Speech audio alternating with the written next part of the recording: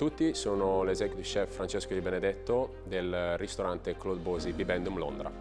Con Italia Squisita abbiamo deciso di parlare di uno dei classici della gastronomia inglese, ma anche e soprattutto londinese, il pie. Il pie è storicamente stato creato qui in Inghilterra sin dai primi del Settecento, dove i classici pie man, cioè coloro che vendevano i pie per strada qui a Londra ma in tutta l'Inghilterra, per i lavoratori delle miniere, e quindi era molto semplice per loro consumare il pranzo senza dover lasciare il posto di lavoro. Storicamente i pie sono stati creati con l'utilizzo delle anguille che venivano pescate nel Tamigi, poi successivamente pian piano c'è stato l'utilizzo di altri tipi di ingredienti, basti pensare al manzo, all'agnello, al maiale, logicamente collocati nelle varie zone dell'Inghilterra. Con Italia Squisita abbiamo deciso di creare lo Hale Steak Pie, dando però un tocco di italianità al classico inglese utilizzando una birra italiana al posto di una ale classica inglese. Siamo al ristorante Claude Bosi Bibendum, building storico della Michelin qui a Chelsea, dove con lo chef Claude Bosi 5 anni fa abbiamo cominciato e instaurato quello che è il nostro stile di cucina in questo storico building, che inizialmente era utilizzato per la produzione dei pneumatici. Dove è situato oggi il ristorante era lo storico ufficio della guida rossa, cioè della guida Michelin. Con lo chef Claude Bosi creiamo uno stile di cucina che richiama un po' le ricette classiche della cucina francese in uno stile più moderno, basandoci utilizzando quello che la materia prima inglese ci fornisce, quindi siamo a diretto contatto con dei fornitori, degli agricoltori. In particolare lavoriamo molto bene con dei produttori e degli agricoltori della Cornovaglia. Ora cominceremo con la mia brigata alla preparazione del pie.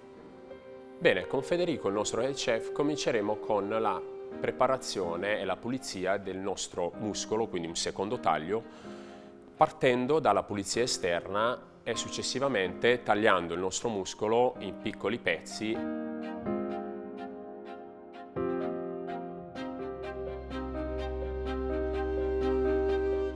Quindi abbiamo deciso di sostituire la classica ale inglese, quindi ad alto tasso alcolico, con una birra italiana.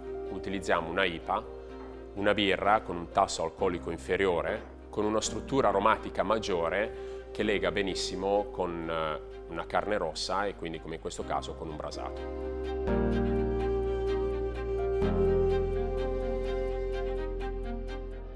La carne dovrà marinare per 24 ore in frigo con dell'alloro e la birra. Durante questo tempo procederemo con il confezionamento dell'impasto, una delle tante classiche ricette inglesi che è una hot water dough. Con me ci sarà Wesley, il nostro pastry chef, che si occuperà del confezionamento dell'impasto per il nostro pie.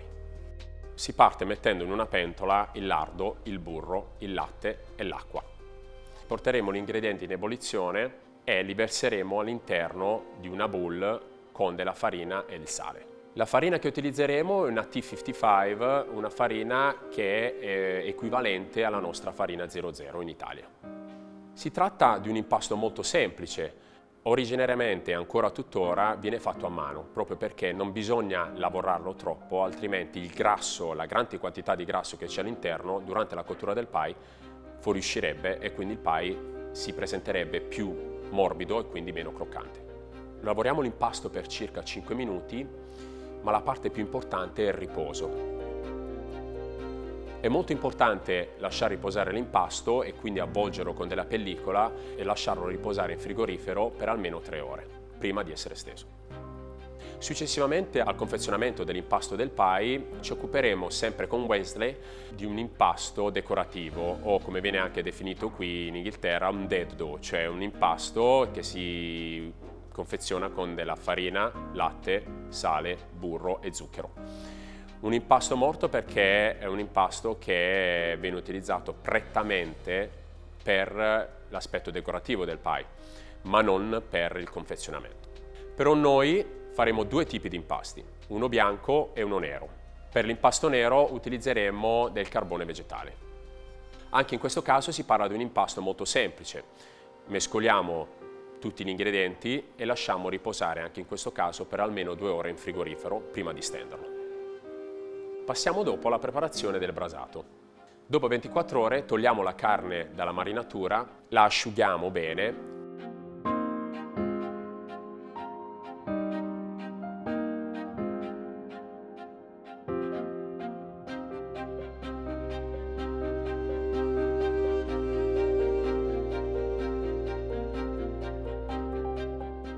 La condiamo con del sale e del pepe, passiamo alla cottura e la rosoliamo bene in una pentola.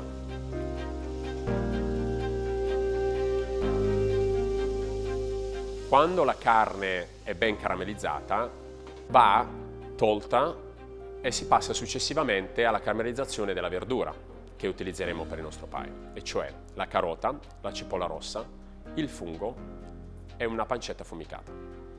Tutte le nostre verdure e la pancetta vengono tagliate in piccoli cubetti in modo che la cottura risulti omogenea con la carne.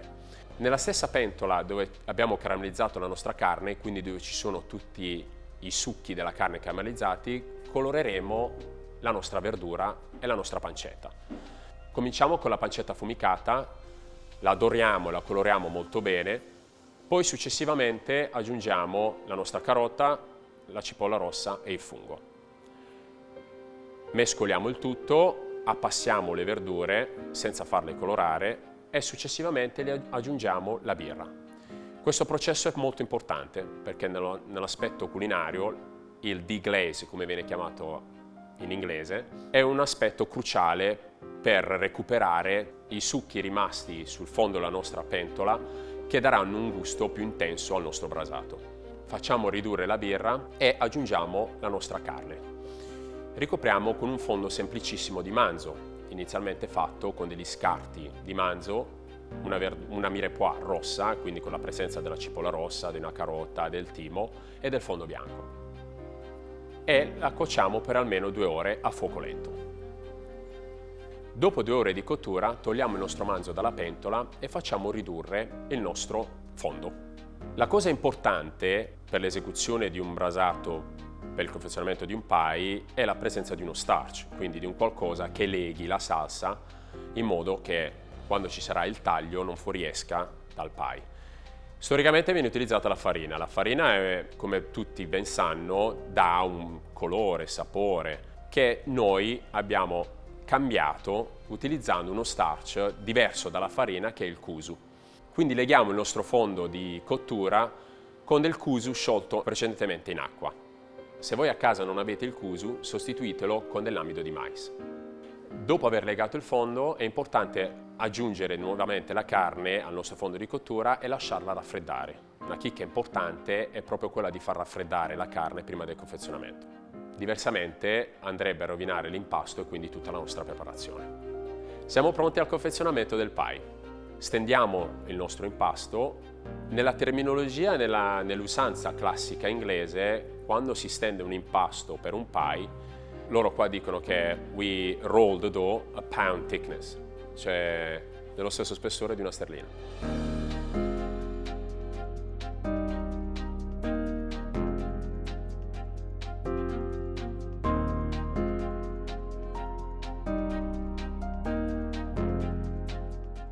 Foderiamo il nostro stampo delle dimensioni di 21 cm.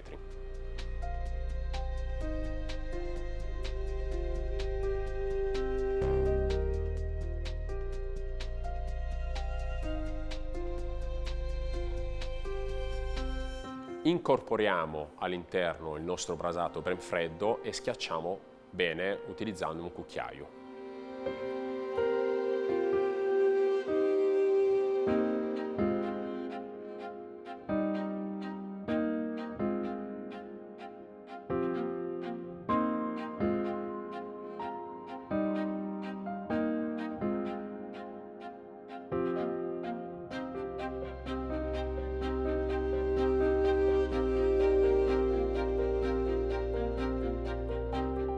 Ricopriamo la parte superiore con un secondo strato di impasto.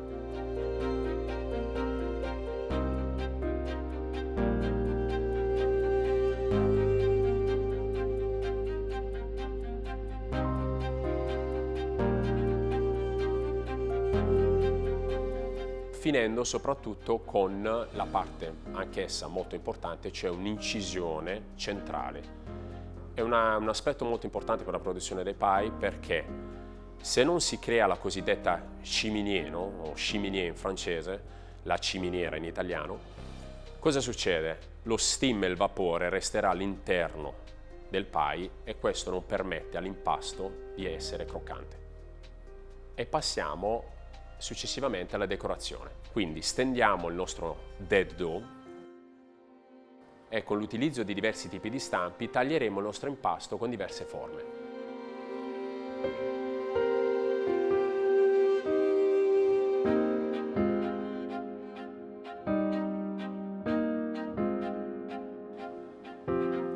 Decoriamo la parte superiore facendo bene attenzione però a spennellarla precedentemente con del tuorlo d'uovo. Ci donerà la parte lucida nel risultato finale.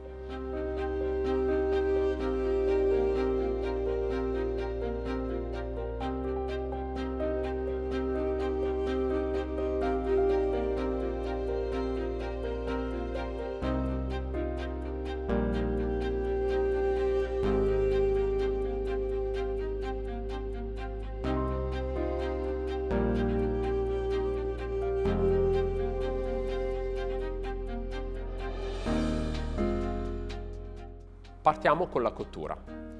La cottura è divisa in 3 fasi. La prima si parte con un forno preriscaldato a 180 gradi per 30 minuti.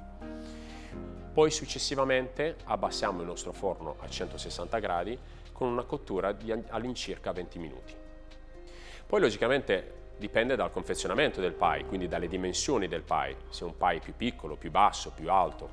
È importante finire comunque la cottura con un forno molto alto, e cioè a 200 gradi. Questo ci permetterà di definire la colorazione della superficie del pie che risulti ben dorata. In tutti e 3 i passaggi comunque il forno dovrà essere ventilato. Un altro aspetto molto importante dopo la cottura è che il pie abbia il suo resting, e cioè tutti i succhi interni della carne rimangano all'interno e che non venga servito troppo caldo. Tempo di riposo consigliato è di all'incirca 20 minuti a temperatura ambiente. Tutt'altro è quando si parla di un pie freddo, molto famoso e molto common qui in Inghilterra, è il pork pie, quindi un pie che viene cotto precedentemente il giorno prima e servito il giorno successivo. Dopo tutta questa attesa, vediamo come è venuto il nostro pie. Procediamo al taglio. Procediamo al taglio del nostro pie, dove riusciremo a vedere appunto lo strato di croccantezza del nostro impasto e il brasato che risulta compatto ma soprattutto non dry, quindi tutti i nostri succhi di cottura sono rimasti all'interno. Originariamente il pie è stato creato appunto come fast food, ma ancora tutt'oggi è molto diffuso nei pub, nei ristoranti. Infatti l'inglese consuma il pie dal mattino quando si sveglia sino alla sera, ma non solo pie classico salato, anche dolce. Basti pensare al classico pie che viene creato nello Yorkshire, quindi nel nord dell'Inghilterra, creato appunto con del rabarbaro. Un piatto povero, complesso, quindi un mio consiglio è anche quello di valorizzare questo concetto, cioè qualsiasi tipo di carne o qualsiasi preparazione avete che vi è rimasta il giorno precedente, di ritagliarla, ricondirla e cuocerla in una pasty e poterla consumare in un modo diverso il giorno successivo. Spero solo che possiate ricreare nel vostro modo, nella vostra ricerca, uno dei classici delle pie della cucina inglese, prendendo qualche spunto da quello che abbiamo fatto oggi. Quindi a questo punto non mi resta che salutare tutti gli amici di Italia Squisita, un saluto a tutti dal Bibendum e alla prossima!